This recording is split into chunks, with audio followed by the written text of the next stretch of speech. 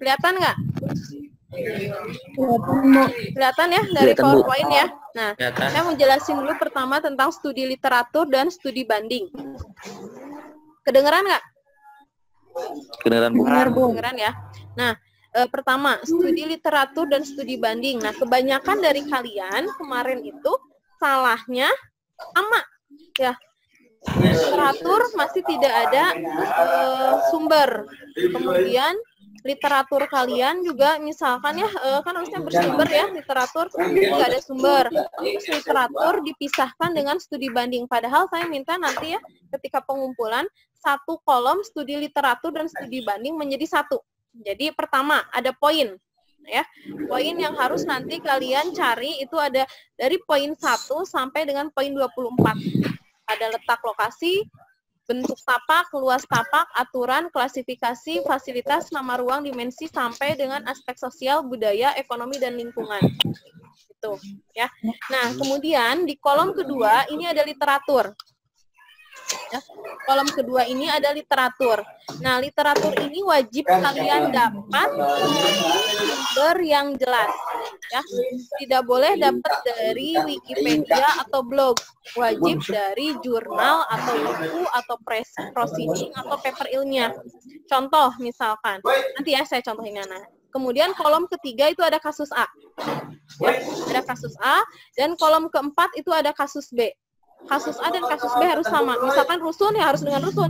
Jangan rusun dengan asrama, nggak boleh. Kalau rusun ya dengan rusun, asrama dengan asrama nggak boleh. Rusun dengan asrama itu jelas berbeda ya. Nah, kemudian yang poin terakhir itu kesimpulan. Jadi kesimpulan itu didapat dari setiap poin.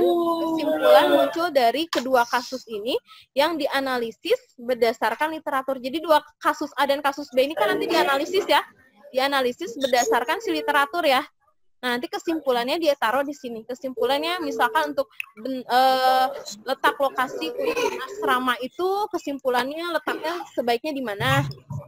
Misalkan ternyata baiknya asrama itu letak lokasinya di area yang berdekatan dengan tempat dia kuliah misalkan. Misalkan kalian bikin asrama mahasiswa. Paham nggak? Paham nggak? Paham nggak? Contohnya deh saya kasih contoh ya. Pertama, contoh misalkan ini bikin apa? Kita mulai ke misalkan sirkulasi deh, ya sirkulasi. Ini kalian PA atau tapak ya? Saya lupa. Tapak, Bu. Oh, tapak ya? Saya lupa. Kasus A dengan kasus B ya. Tapak, kasus A dan kasus B. Tapak, Bu. Jadi bukan rusun dengan asrama ya, tapi kalian tuh bikin apa? Pusat budaya ya. Pusat budaya.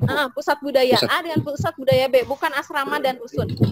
Nah, contoh misalkan untuk sirkulasi misalkan di kasus A. Misalkan kalian cari dulu literatur untuk sebuah pusat budaya itu seperti apa. Cari literaturnya dulu. Cari dulu literatur untuk si sirkulasi ini si sirkulasi ya. Saya tebelin. Nah, si sirkulasi, cari dulu literatur tentang sirkulasi untuk pusat budaya. Jangan cari literatur tentang sirkulasi yang umum. Contoh, misalkan, sirkulasi itu ada dua, sirkulasi vertikal dan sirkulasi horizontal. Jangan itu umum. Tapi cari sirkulasi yang memang sirkulasi dia khusus untuk studi pusat budaya. Contohnya, misalkan ternyata sumbernya kalau sirkulasi untuk pusat budaya itu menurut si jurnal A, sirkulasinya itu harus linier. Misalkan loh ya, sirkulasi untuk pusat budaya itu harus linier karena agar semua tempat ya, semua fungsi itu dilewati atau dilewati oleh si pengunjung misalkan. Itu kata si sumber ya. Sirkulasi untuk pusat budaya itu harus linier. Nah, kemudian kasus A, ternyata di kasus A dia memang linier. Oke, sama ya. Berarti sesuai dengan literatur enggak? Iya, Bu. Ya, sesuai kan? Nah, kalau yang B ternyata sirkulasinya adalah memusat. Sesuai nggak dengan si sumber? Enggak. Sesuai nggak? Enggak ya? Tidak. Ya, Bravo. tidak sesuai. Nah, kalau tidak sesuai, kalian analisis. Kenapa tidak sesuainya? Contohnya misalkan ternyata tidak sesuai karena misalkan ternyata kalau yang kasus B dia sirkulasinya memusat karena misalkan dia pusat budayanya butuh ruang terbuka yang dijadikan sebagai pusat orientasinya adalah ruang terbuka yang disimpan di tengah. Ternyata seperti itu kan bisa aja ya. Jadi pusat orientasi misalkan ruang untuk amphitheaternya nih ditaruh di tengah. Jadi bentuk masanya memusat gitu ya. Bentuk masa-masanya, tatanan masanya memusat ke si amphitheater itu. Bisa aja nggak? Bisa kan ya? Bisa, Bu. Bisa ya. Nah itu. Nah kesimpulannya kasus A dan kasus B berdasarkan literatur. Nah kesimpulannya adalah untuk sirkulasi sebuah pusat budaya sebaiknya adalah linier agar semua fungsi bangunan dapat dikunjungi oleh si pengunjung. Ya, bisa juga sirkulasi dengan bentuk memusat dengan adanya ruang terbuka sebagai pusat orientasi. Paham nggak? Paham, Bu. Paham nggak? Paham nggak? Paham. Paham ya? Paham, Bu. Oke, sampai sini ada yang mau bertanya dulu nggak? Sampai sini ada yang mau bertanya dulu nggak? Sampai sini ada yang mau bertanya dulu Tidak, nggak? Bu. Paham ya? Paham, Bu. Paham ya? Oke, saya Paham. lanjutin ya. Paham ya sampai sini ya, kita lanjutin. Nah, ini kalian nanti bikin dari poin 1 sampai poin 24. Ya. Tuh. Nah, kemudian ini untuk analisis tapak, hampir semuanya salah bikin analisis tapaknya. Bikin analisis tapak yang kalian garisnya kemana, fotonya kemana, terus key plane-nya kemana, nggak sesuai. Gini aja, saya minta nanti ketika pengumpulan bikin analisis tapaknya kayak gini aja. Ya. Jadi analisis tapaknya kalian bikin seperti ini bentuk tapaknya ya. Kalian besarkan aja gambarnya. Oh, kita tidak di print loh ya. Jadi kalian bisa bikin gambar yang sebesar ini, besar di tengah. Kemudian tarik titik ini. Titik ini. Nah, misalkan tarik titik ini adalah mengenai poin sirkulasi. Bukan sirkulasi apa? Oke, sirkulasi aja. Sirkulasi. Poin tentang sirkulasi.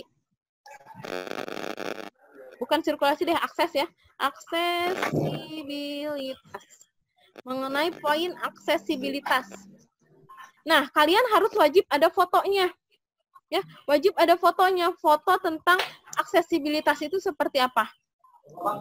Terus uraikan masalahnya apa nih? Untuk aksesibilitas masalahnya di tapak kalian apa? Masalahnya misalkan saya baca kalian itu kebanyakan masalahnya adalah sulit diakses ya. Ya nggak? Iya, Bu. Ya. Sulit diakses. Karena apa?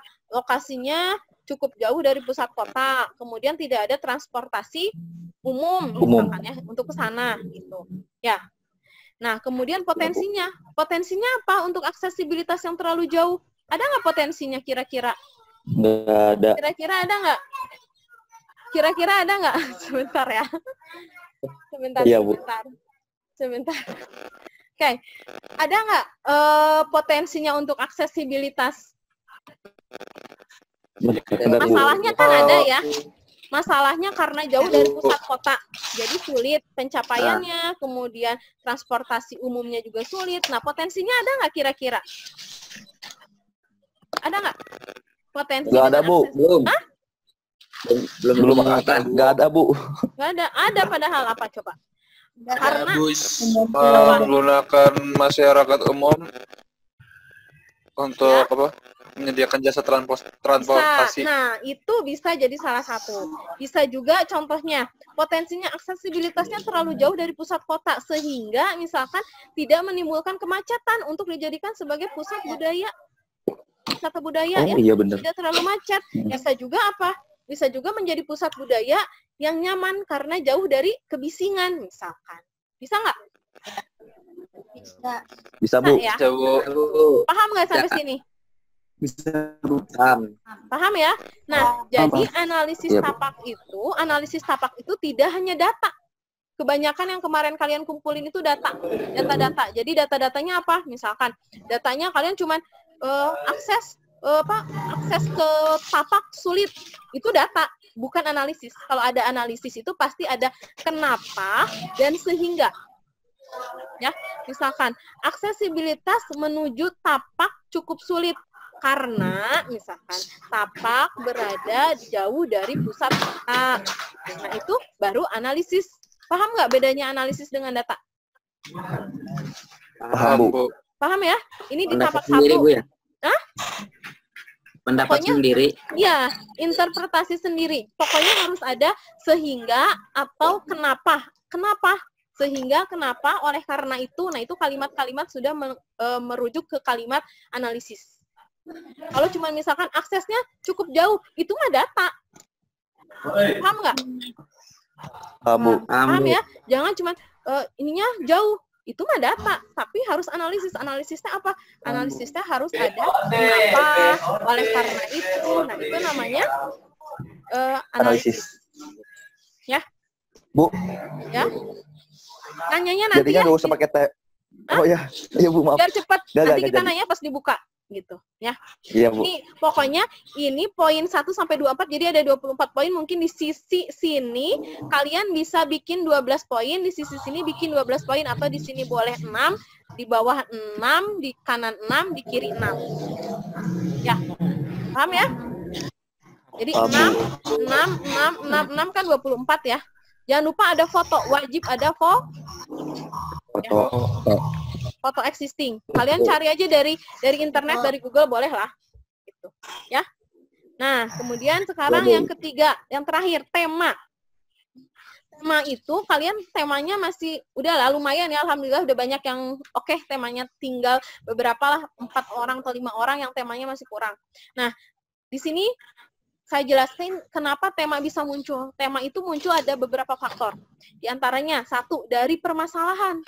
Sehingga muncul penyelesaian melalui tema. Contohnya misalkan kayak tadi, ada permasalahannya adalah misalkan masalahnya itu tadi ada yang dia itu tidak terawat. Ya, kampungnya itu kampung yang sebenarnya dia punya potensi tapi tidak terawat. Ya, jadi dia pengen bikin eko agrowisata misalkan. Itu menyelesaikan nggak? Menyelesaikan kan, yang tadinya misalkan itu ada tempat pembuangan sampah yang kotor terus dijadikan sebagai yang nyaman, terus berwawasan lingkungan, jadi eco green, agro ya, untuk tempat menanam gitu. Itu menyelesaikan masalah nggak? Menyelesaikan, Bu. Ya, itu dari permasalahan. Nah, yang kedua, dia potensi. Bisa muncul dari potensi. Potensi itu mengembangkan potensi yang ada agar semakin meningkat dan berkembang potensinya yang ada. Contoh, misalkan, saya baca sebagian besar di sana makannya adalah singkong ya. Iya, Bu. Ya. Nah, singkong ini kan potensi sebenarnya ya. Potensi Ya. mereka.